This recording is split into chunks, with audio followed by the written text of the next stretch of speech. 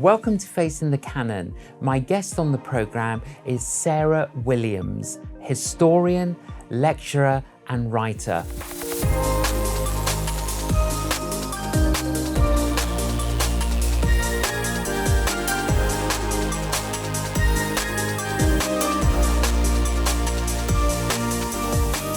Sarah, welcome to Facing the Canon. Thank you.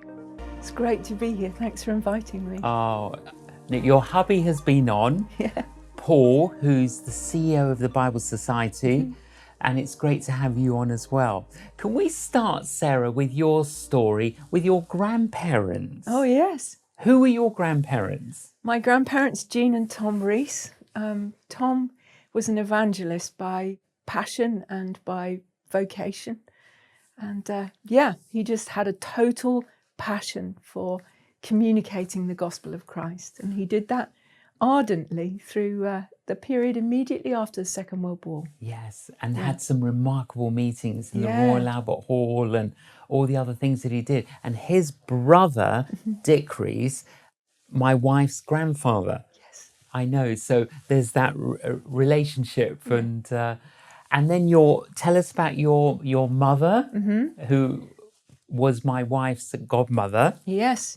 Well, the last time my mother spoke in front of an audience, which she did quite regularly, was right here in Facing the Canon. It was actually. Yeah, in conversation with you. Just, I think, probably 5-6 months before she died. Yes. Yeah. That's right. Jennifer Rees Larcombe. Yes, sorry, I should have said that. An absolute inspiration. Have you, Sarah, always known the Lord? I have. I was the oldest of the tribe of 6 of Jennifer's children, and we grew up in that environment, very conscious and aware of the presence of Jesus. My grandparents' faith, my parents' faith.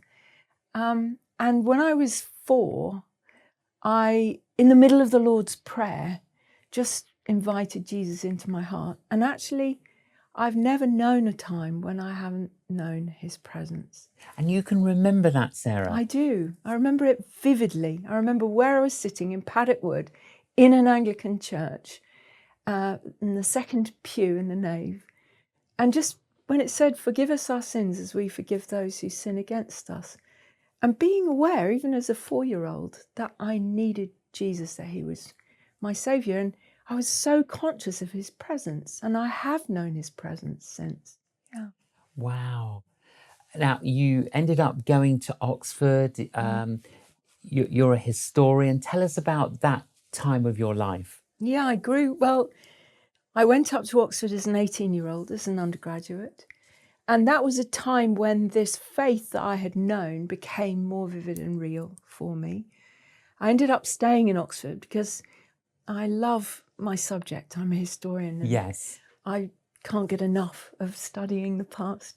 So I stayed on after doing undergraduate work as a graduate, and then I carried on, did postdoctoral work, and then I ended up on part of the modern history faculty at Oxford teaching the modern end from 1685 through to the 20th century. So.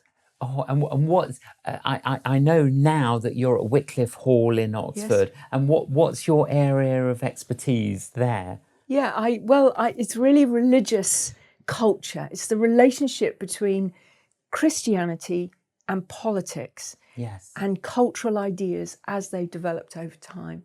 But I left Oxford in 2005, and I went to teach across the water at Regent College. In Canada. Yes, in Canada. And that was a huge transition for me, because up until that point, I taught history. And then as we went, and I had this profound sense of God's, again, leading and calling, I realized that I was actually needed to teach people rather than primarily my subject. And so for a period of 11 years, I got to tell the story of the people of God through time, from about 100 AD right through to the present day. And I discovered that my passion, alongside my passion for history, is to tell the story. And retell it and bring it alive. And what can we learn from the past? Yeah, there's one little saying it's funny, I heard it years ago, but I still remember it. History repeats itself. It has to, because no one listens. No, that's absolutely true. But history's all about identity. Yes. Who are we?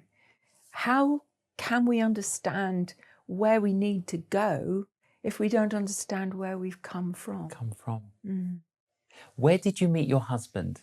Well, we met at Oxford, although not quite at Oxford. We were both at Oxford at the time, and we were sort of match made by his beloved aunt, who was married to the minister of the church we attended as a family. Right. And she kind of said, "You'll meet my nephew and you'll marry him." And she fixed us up. So we had to pretend we weren't interested in each other for a good 6 months. Yes. But now you've been married how long? 37 years. Well done. Now, you've got 3 daughters, 2 on earth and 1 in heaven. Yes. And you wrote about your 3rd daughter in heaven in this book. My wife and I were talking about it earlier because we both read it, and very powerful. The title is Perfectly Human. Now, tell us the story behind your daughter. Well, 2002, that was the year.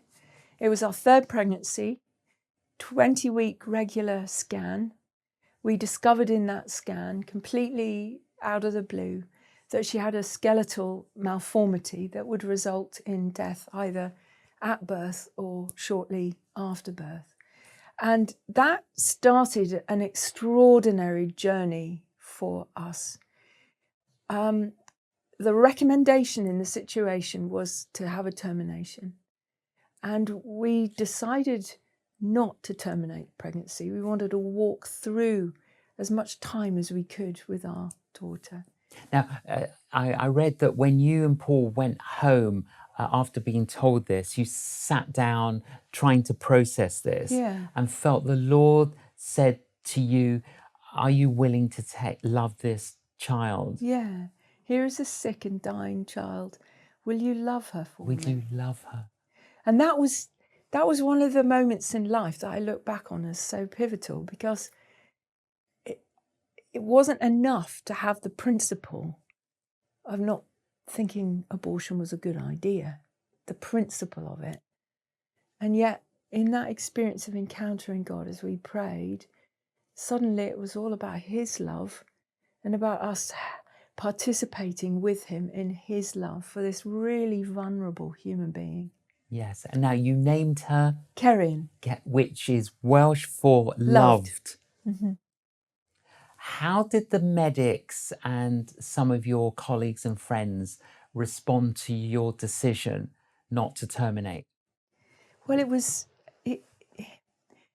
shocking to me that it was a shock to others that we didn't want to terminate. Yes.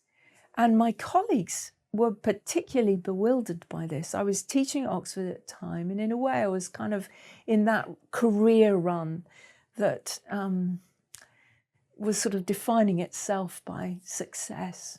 And suddenly there was this seeming threat. And some of my colleagues articulated that sense of, won't it ruin your career? What if she lives?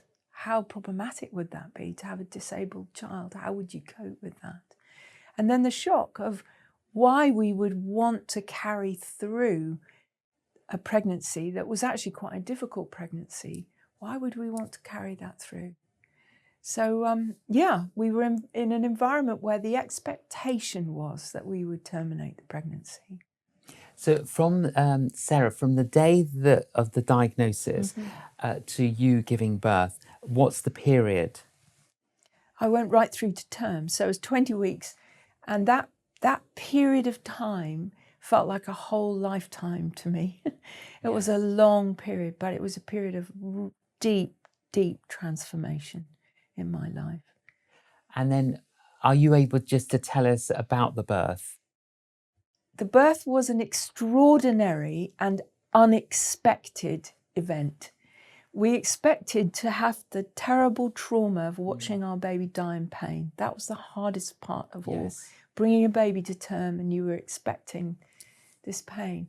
But in fact, right in the midst of the labour, she died of a placental abruption, Yes. which is a completely painless way for a baby to die, right before the last stage.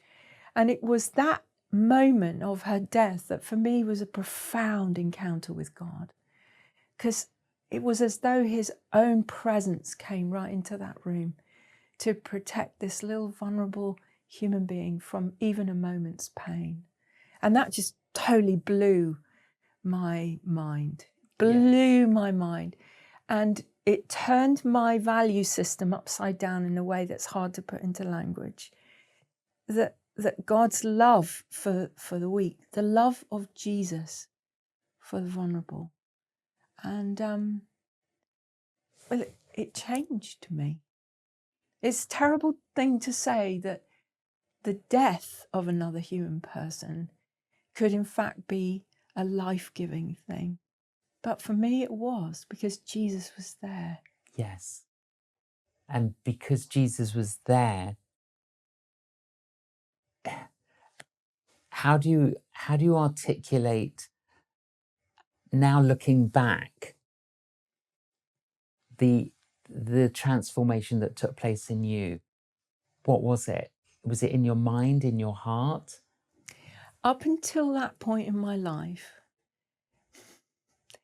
achievement was the most important priority. And I didn't even recognize that in myself. It was like a hidden dimension. But even my spiritual life had wrapped itself around the need to achieve. Yes. And I valued myself on the basis of my kind of Oxford credentials, the work that I did, my career, my competence.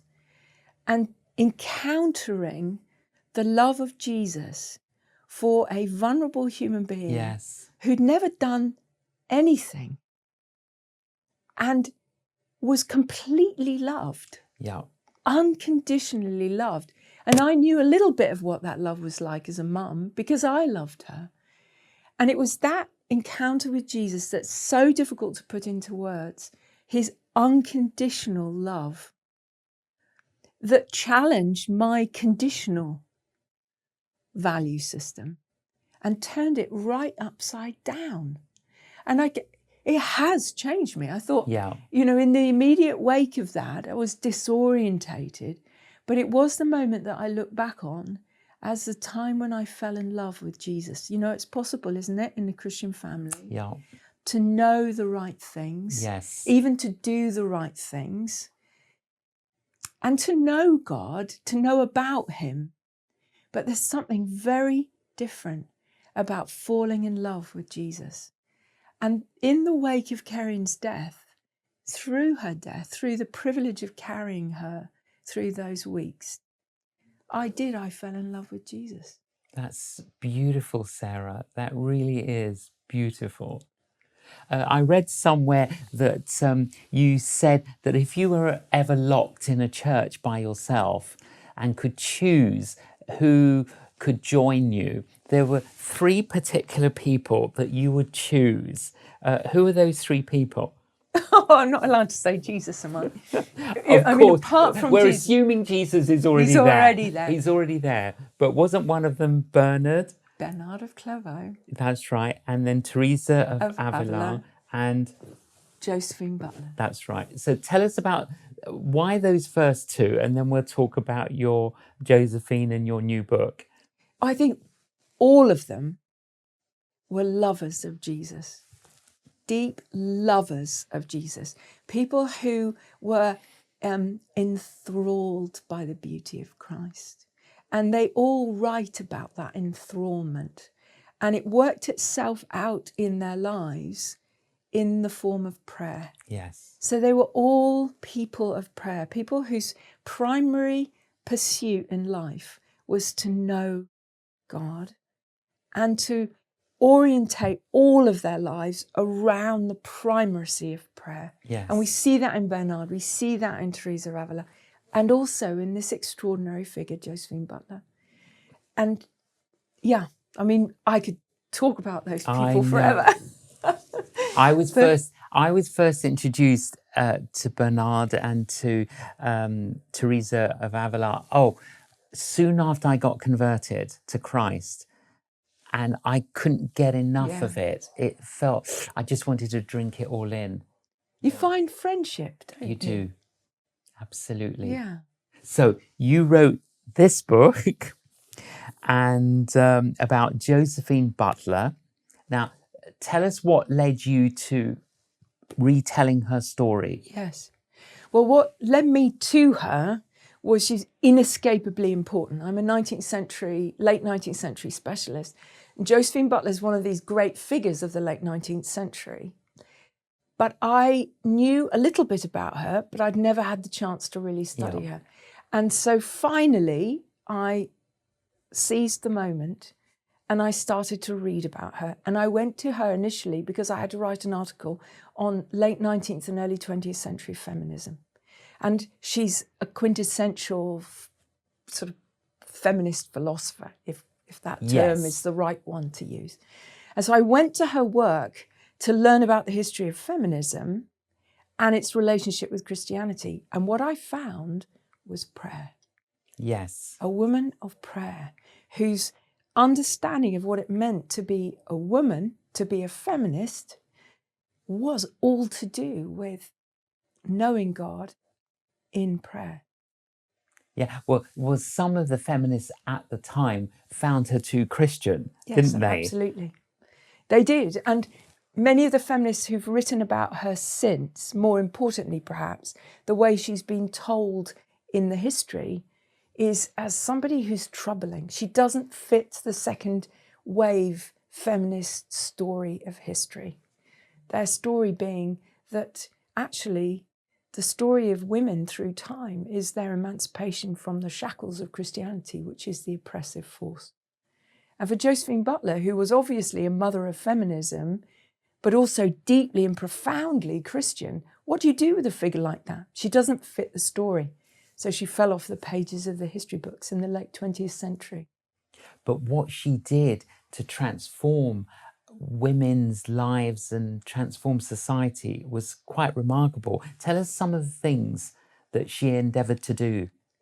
Which is really, there were two primary things she gave her time and attention to. One was bringing right to the surface the underworld of Victorian prostitution. Yes. In order to raise awareness in her society of women and children who were caught in that world and couldn't escape. And really, within that, what's so key was her 16-year leadership of the campaign to repeal the Contagious Diseases Act. And behind that move, which was really all to do with getting rid of a particular law off the statute books, the momentum for the women's movement built. And Josephine Butler's significance is that she took the women's movement from the refined drawing rooms of the middle class and she turned it into a mass movement at the grassroots. As women and men came behind this movement in order to stand up for the rights of women who were marginalised in Victorian society, right on the edges of society, many of them, again, caught in that world of the sex trade. I mean, having researched her and having thought about her life, how would you sum her up? I think she was a prophetess. Yes. I in think, her generation. and now. And even now. There's something that she saw about God and something that she saw about her society, bringing her vision of God and her absolute resilient commitment to justice, bringing those two things together that was powerful and transformative in her own time period, but it resounds through history since. Because for her, justice wasn't an idea, he was a person. Yes, yes. She's an absolute inspiration. I've read her story and truly inspired by her and challenged as to, well, what should I be doing? Yes. Is there something I should be doing that I'm not doing? I mean, Yes. and I suppose we have to ask those questions when we read about people like Josephine. But my favourite text, I read all of the corpus of her work, is called the Sursum Cordia. Yes. And in it, she talks about how important it is for people who cannot engage in public work to be deeply engaged through prayer. And it's this extraordinary text of how people who are out there in the public arena can be jealous of people who are not. Yes. And how people who are stuck Yes. at home can be jealous of people out there. And this text, she's saying, but there's only one work that really matters in life, and that's to pray. Because to pray is to act. It's not a prelude to action, it is action, and it's powerful and it's transformative. And I love this text because there are many seasons that we have in life where we can't get out there. No. But we can always pray. And that the primary call is to prayer, is to Christ and to seeing him in the world. And that means that when we're sitting in our chairs in a home at the end of our lives, we can be just as active in the things of God as we might be when we're trying to reform a law in the Houses of Parliament. Reminds me of Brother Lawrence's little book, isn't it? The practice of the presence of God. I also read about you, Sarah, that when you're not working, the things that you love doing are prayer, gardening, and walking. Yes. I love walking with my husband. We walk along the footpaths near where we live, and I think our favourite thing is just walking and talking. I gather that one of the things that brings you great joy and one of the things that you absolutely love is hearing your husband read the Bible out loud. Yes, I love that. I love that. He loves the Bible. And he reads it out loud. He reads it out loud. He does. And that's a great joy. And then you might be in another room hearing him read it out loud, and it just brings you great joy. Deep joy. Deep joy. Yeah. I know we need to get back to the word and to prayer. I think sometimes we can be so distracted, can't we? And we're always maybe looking for alternatives to help us in our lives. But really, it's prayer and the words, isn't it? There's no method in the Christian life. No. It's about friendship with God. Intimacy with him, isn't it? You're a writer, you're a lecturer, you're a speaker. What would you say, Sarah, to maybe younger women that might be listening to our conversation and they feel that they have the gift of speaking or want to speak and haven't always been encouraged to? Yes. What advice would you give them? Do not be afraid. That's what I saw in Josephine Butler, was she wasn't afraid. And I've struggled with fear in my life, but I actually think if we keep walking with Jesus and we're not afraid, and we just keep doing the next thing that he puts in front of us to do in faith and without fear, God will grow his kingdom in us. And then we'll do things beyond what we could ever have imagined we might be doing. And sometimes we get it wrong. Sometimes we do things out of selfish ambition. But it's better to have done something and to allow God to change our motives than to do nothing, waiting until our motives are pure. So I guess sometimes we have to step out. Yeah, I think so. And make some mistakes. Yes. And learn from our mistakes. Yes.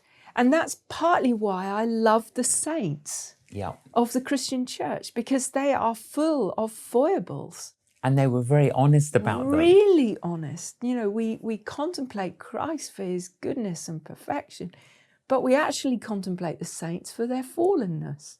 Yes. And the way in which Jesus nonetheless inhabits their lives and does extraordinary things through them.